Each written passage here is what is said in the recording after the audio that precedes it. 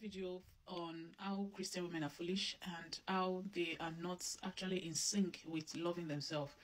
And on Threads, the comments under this particular video was wild, and I mean especially from the male folks, and especially from the ones that claim to know the Bible, that are very, very biblical. They are very spiritual. In fact, they even made me understand, according to them, that that's not forgiveness. Forgiveness means you must accept the person back.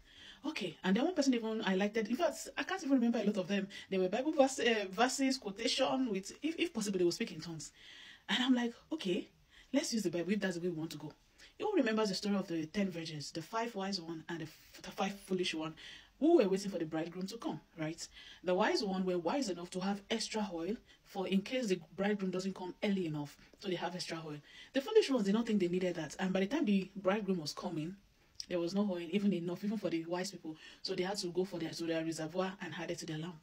The foolish ones are like, oh, please, can you give me your part of your oil so I can use it? Because that's the foolishness a lot of Christian practice. Because look at it from the angle of the situation I highlighted in that video. A man left his wife 10 years, used his own mouth and said they should not look for him again, that he's gone for good and that they should not disturb him. You know, it's one thing if he went and was sending funds to his family. When I say family, it includes 3 children. Maybe I'll be lenient. Even at that, I will not be, but maybe I'll just be, let's not look like I'm overdoing things.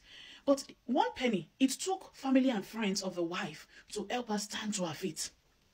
Then he now came back as a liability in a, I almost called it wheelbarrow, in a wheelchair. Then expecting faithfulness from the same woman he told to never look for him again. And some of you don't think that it will be foolishness for you to look at yourself, how far God has brought you, only for you to go and carry what do I call it now? Baggages. Because that's what he is at that point. You have single-handedly raised your children by yourself for 10 years. This man did not deem it fit to at least check up on his children. Then he came back with paralysis, expecting you to be foolish enough. You see, this is what they teach you. This is what they teach you on those your pulpits. See, in case you are not aware, I'm a Christian and I serve God. So before you come and try to use the Bible, because I know you guys are very good at using the Bible to manipulate people into silence, especially women. You make it look like the Bible is against the well-being of women. The Bible hates women. You make it look like the Bible is literally after women. That women are meant to be subjugated and to be at the beck and call of every Tom, Dick, and Harry as far as a man. You make the gospel of Christ look like one thing that anybody can just say and throw away. You are the ones misrepresenting God, because if not, you will not open your filthy mouth. Yes, I said it to my own mouth. You will not open your filthy mouth to be saying that they are meant to forgive and collect him back. Have you thought of the STDs that you may be coming with? Let's even leave the paralysis that we can see.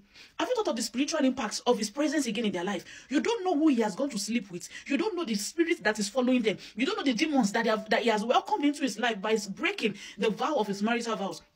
You are not thinking of the impacts on the spiritual, psychological, physical well-being of the woman.